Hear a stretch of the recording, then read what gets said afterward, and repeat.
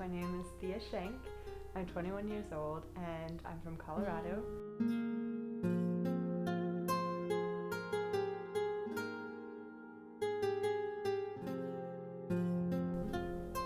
I was unsure still of my major and of what I wanted to do, and I think I still had this idea in my head that what your major is who you are for the rest of your life.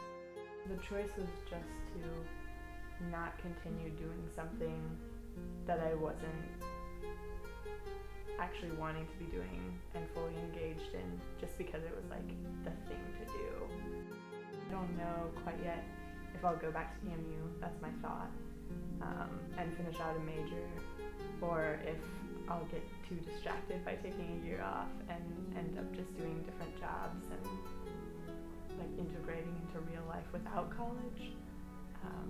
So I guess it has the potential to sway me down some life path that I never expected. But even if it doesn't, even if it's just a semester or a year off and then going back to school, I think it will have changed me. I work 40 hours a week at Shenk's Bakery, and I am that person that they fill in their schedule anywhere that they have holes because my life is so open. Something I've been noticing is like, I have this creative spirit that needs an outlet, and even if that outlet is just frosting cupcakes, that's what I need. And so it's very satisfying to me to be able to frost 8 dozen cupcakes and line them all up in their adorable little rows with different sprinkles, and have people come in and be like, oh, these are beautiful, I want to buy 6, and then package them up and send them out, and just like, I was joking with some of the people I work with, like, I'm the mother of these cupcakes. I brought them into the world, and then I send them out, and they bring joy, and it just like fills me up. And she was just completely laughing at me because it was over the top. But yeah, working there has shown me some of my strengths and some of my weaknesses, and more of what I want out of life, I guess. I needed to know what it was like to live independently of my parents or a school or some sort of organization or like group.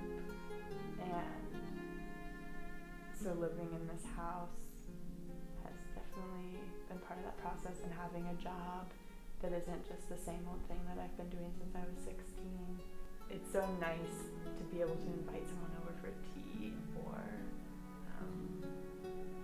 to read in my own space and have meals with people.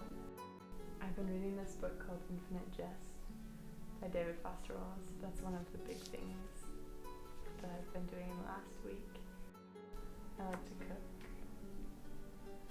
which I've been doing less of now that I work at a bakery, because I'm baking for 8 hours, and then I come home and I'm just like, I'll just eat some eggs for dinner. Scrambled eggs sound great.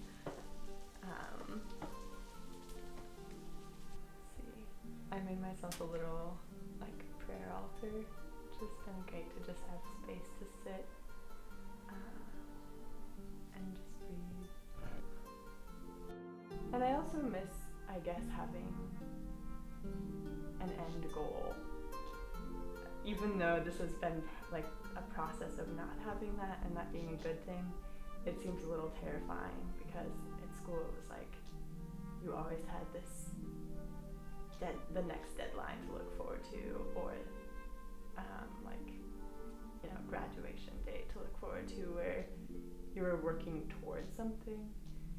I would just tell people, make sure that you can own whatever you're doing while you're doing it.